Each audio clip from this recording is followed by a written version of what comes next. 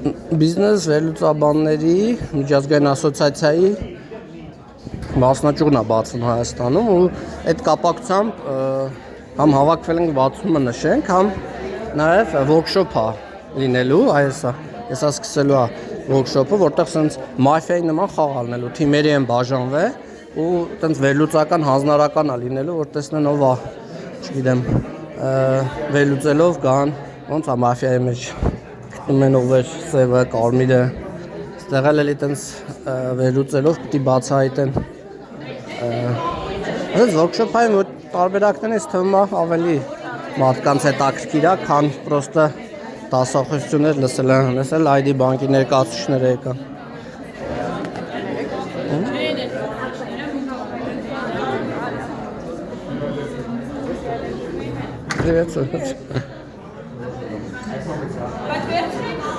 Նենց որ հետևեք, որ